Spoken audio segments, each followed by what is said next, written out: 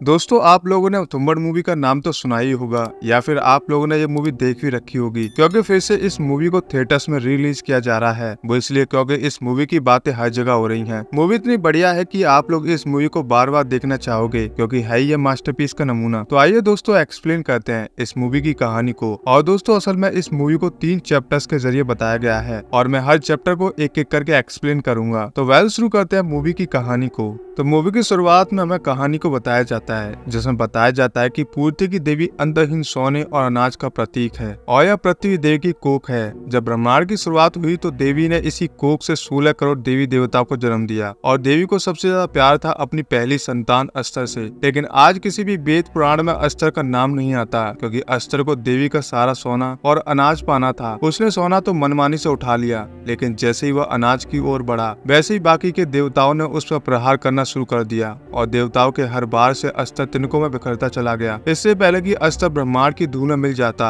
देवी ने उसे बचा लिया। लेकिन उसे बचाने की एक शर्त थी। शर्त यह थी कि अस्तर कभी नहीं पूजा जाएगा और उसका नाम हमेशा के लिए भुला दिया जाएगा। कई युग बीत गए और अस्तर अपनी माँ की कोख में सोता रहा, लेकिन कुछ साल पहले कुछ लोगों ने तुम्बाड़ में अस्तर का मंदिर बना दिया, जिससे सभी देवी देवता नाराज हो जाते हैं और तब से ही तुम्बाड़ में हमेशा बारिश होती रहती है। लेकिन अस्तर का श्राप मंदिर बनवाने वाले लोगों के लिए वरदान होता है, जो कि हम मूवी के आगे जानेंगे कि कैसे इन लोगों के लिए अस्तर का श्राप एक वरदान होता है। तुम्बाड़ मूवी 3 चैप्टर्स में बटी हुई है, जिस पर हम अलग अलग बात करेंगे। चैप्टर्स 1 की शुरुआत सन 1918 में होती है, जहाँ हम 2 भाइयों को देख पाते हैं, जिनका नाम सदाशिव और विनायक रहता है। विनायक की माँ सरकार नाम के जमींदार के यहाँ काम करती है और एक सोने के सिक्के के लालच में सरकार के साथ इंटीमेट भी होती है। अब जो सिक्का उसे कई सालों में कभी नहीं मिला। सोने का सिक्का देने से पहले सरकार की मौत हो जाती है, जिससे विनायक की माँ को काफी दुख होता है और वो तुम्बाड़ को छोड़कर जाने का डिसाइड करती है, क्योंकि सरकार के यहाँ काम करने से ही उनका घर चल रहा होता है। या विनायक बोलता है कि सरकार के मरने के बाद उसका बाड़ा तो हमारा ही हुआ, तो बाड़े का खजाना भी हमारा ही होगा। जिस पर उसकी माँ बोलती है कि सरकार पूरी जिंदगी उसमें खजाना ढूंढता रहा, लेकिन उसे कुछ नहीं मिला। ऊपर से उसे अपनी जमा पूंजी भी उसमें लगानी पड़ी। अब हम अगले दिन का सीन देखते हैं, जहाँ सदाशिव एक पेड़ पर बैठा रहता है। तभी उस पेड़ की डाल टूट जाती है और पत्थर पर सर लगने की वजह से उसका काफी खून बहता है। अब शाम को उनकी माँ सदाशिव को बाहर डॉक्टर के पास ले जाने के लिए निकल जाती है और दादी को खाना देने के लिए विनायक को बोल देती है और बताती है कि अगर दादी जाग जाए तो बोलना कि सो जा, वरना अस्तर आ जाएगा।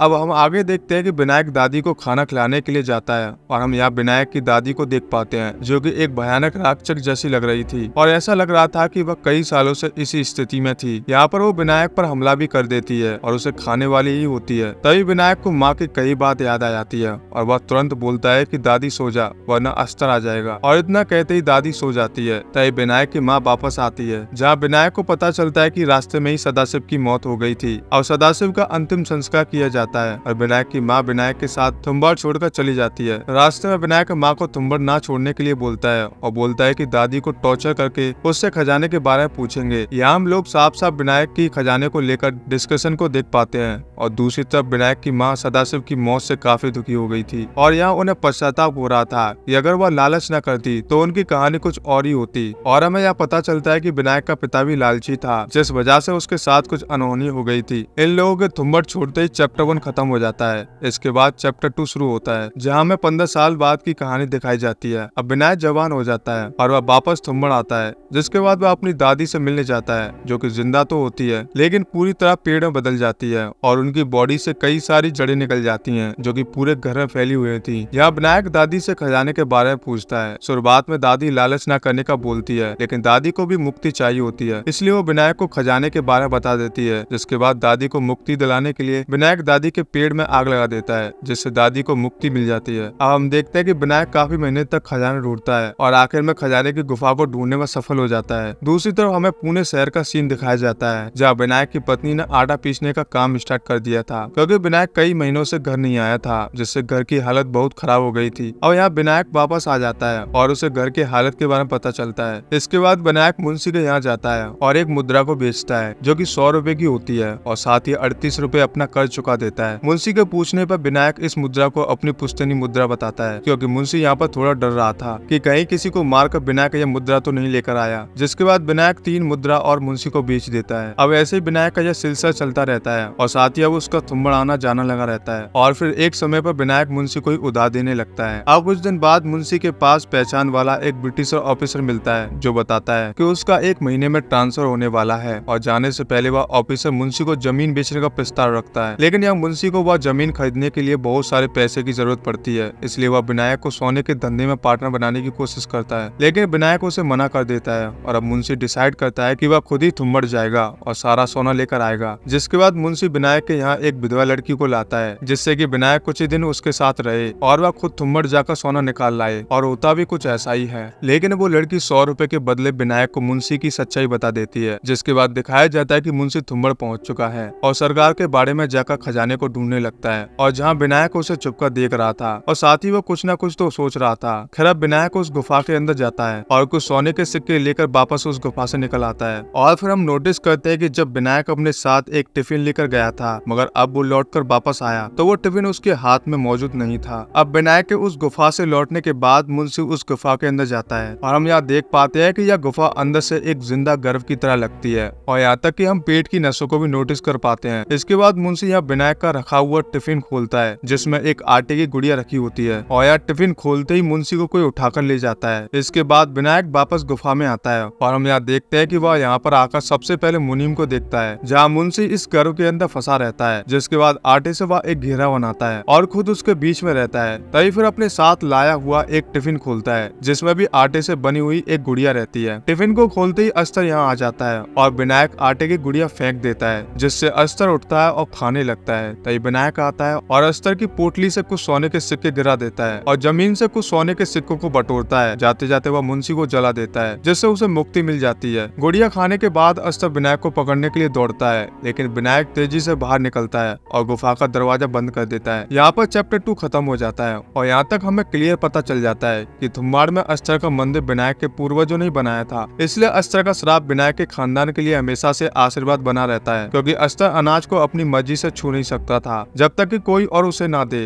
विनायक की दादी भी अस्तर से सोना चुराती थी और अस्तर के छूने से ही वह पेड़ में बदल गई थी। अस्तर जिसे भी छू ले वह अमर हो जाता है, लेकिन एक पेड़ में बदल जाता है। तो थुम्बड़ में अस्तर के मंदिर की वजह से यहाँ के लोगों को आज भी देवताओं का कहर झेलना पड़ता है। और इसके बाद हम फाइनल चैप्टर में आ जाते हैं, जहाँ चैप्टर 2 के 14 साल बाद की स्टोरी बताई जाती है। और अब तक भारत देश अंग्रेजों से आजाद हो गया था। हम विनायक को देखते हैं जो धीरे धीरे बूढ़ा हो रहा था और उसकी रस्सी पर चढ़ने की रफ्तार भी धीरे हो गई थी। विनायक चारों ओर से लड़कियों से घिरा रहता है और सारे ऐसो आराम कर रहा था, यहाँ तक कि उसकी पत्नी होने के बावजूद ही वह एक दूसरी लड़की को अपने घर पर रखता है। अब विनायक का बेटा बड़ा हो जाता है, लेकिन वह एक पैर से अपाहिज रहता है। विनायक उसको हर रोज तेजी से पैसे उठाने और रस्सी पर चढ़ने की ट्रेनिंग देता रहता है और वह चाहता है कि उसके बाद उसका बेटा अस्तर से सिक्के चुराते रहे। विनायक फुर्तीला ना होने की वजह से काफी दिनों से गुफा में नहीं गया था और हमें ऐसा लगता है कि उसके पास पैसों की कमी भी पड़ने लगी थी। जिसके बाद वह एक दिन अपने बेटे को थुम्बड़ ले जाने के लिए तैयार हो जाता है और अगले दिन यह लोग थुम्बाड़ के लिए निकल जाते हैं। रास्ते में विनायक का बेटा विनायक से काफी सारे सवाल करता है और विनायक अस्तर के बारे में पूरी कहानी सुनाता है। अब यह लोग थुम्बड़ पहुंच जाते हैं, जहाँ पर बाड़े में विनायक अपने बेटे से अस्तर के लिए एक गुड़िया बनवाता है, लेकिन गुड़िया बनने के बाद वह उसे फेंक देता है, क्योंकि आज वह सिर्फ ट्रेनिंग के लिए आया होता है और वह नहीं चाहता कि गुड़िया देखकर अस्तर वहां जाए। और यहाँ हमें पता चलता है कि विनायक हमेशा गुड़िया के अंदर कुछ कंकड़ भी डालता था, जिससे कि अस्तर को गुड़िया खाने में थोड़ा समय लगे, जिससे उसे पैसे उठाने में थोड़ा और समय मिल जाए। अब विनायक अपने बेटे को सारी बातें बता रहा होता है, जिसके बाद ये लोग गर्भ के अंदर चले जाते हैं और विनायक यहाँ सबसे पहले सूखे आटे से एक घेरा बनाता है और वह इसके अंदर ही रहने के लिए बोलता है। यहाँ हम देखते हैं कि विनायक का बेटा इतना लालची होता है कि वह अपने पिता के मना करने के बाद भी आटे से बनी हुई गुड़िया को अंदर ले आता है और गुड़िया को देखते ही अस्तर यहाँ आ जाता है। जिसके बाद विनायक तुरंत गुफा से बाहर निकलने लगता है,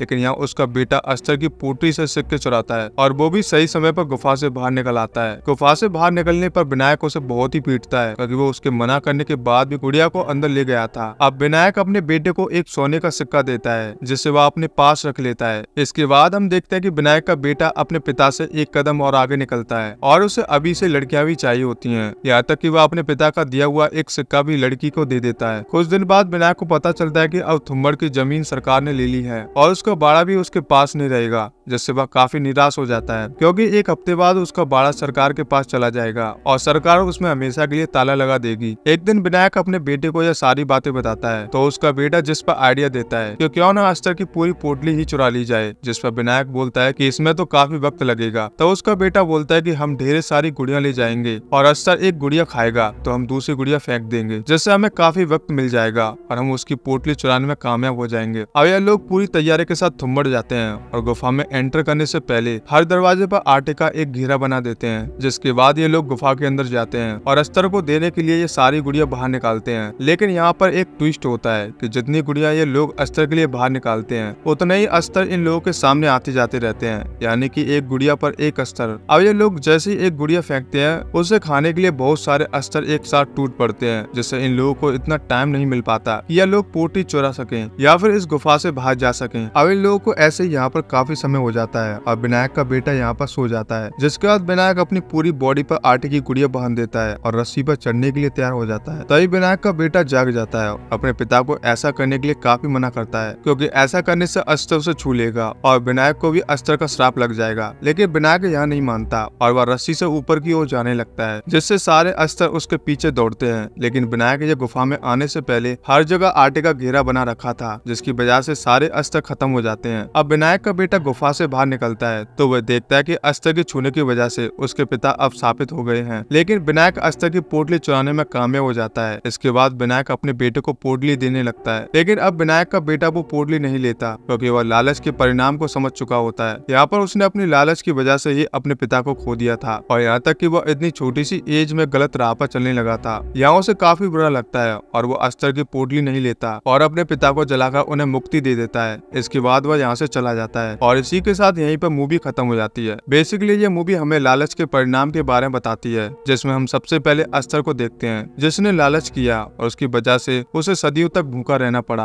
और तभी कुछ खा सकता था जब कोई और उसे खाना ऑफर करे। उसके बाद विनायक के पूर्वजों ने लालच किया तो उसका परिणाम पूरे थुम्बाड़ को झेलना पड़ा, क्योंकि थुम्बाड़ बाढ़ में हमेशा बारिश होती रहती है, जिसकी वजह से वहाँ पर रह पाना बहुत मुश्किल होता है। जिसके बाद लालच की वजह से ही विनायक की दादी शापित हुई और सिर्फ एक सोने के चक्कर में विनायक की माँ सरकार के यहाँ गलत काम करती थी, जिसकी वजह से गाँव में उनकी कोई रेस्पेक्ट नहीं थी और सदाशिव की डेथ की वजह से उन्हें समझ आया और फिर उन्होंने थुम्बड़ छोड़ने का डिसाइड किया। इसके बाद हम विनायक के लालच को तो जानते ही हैं और मुंशी ने भी अपनी जान लालच की वजह से गवाई। दूसरी ओर विनायक के बेटे ने समझदारी दिखाई और एक सही रास्ते को चुना, लेकिन उसे भी कहीं न कहीं अपने पिता की मौत का अफसोस रहा करता था। तो दोस्तों ये थी थुम्बड़ मूवी की कहानी। तो मैं उम्मीद करता हूँ आप लोगों को थुम्बड़ मूवी की कहानी काफी पसंद आई होगी, क्योंकि मूवी काफी बढ़िया और इंटरेस्टिंग है और ऐसी मूवी साल में बस एक बार बनती है। तो आप लोगों से रिक्वेस्ट करता हूँ कि आप लोग इस मूवी को भूलकर ही मिस मत करना, ये एक मास्टरपीस मूवी है। और दोस्तों यही बताया जा रहा है कि इसका नेक्स्ट पार्ट भी बनने वाला है। तो आप लोग कितना एक्साइटेड है थुम्बड़ 2 देखने के लिए, तो कमेंट करके जरूर बताइएगा। तो फिर मिलते हैं दोस्तों एक और बेहतरीन मूवी के साथ।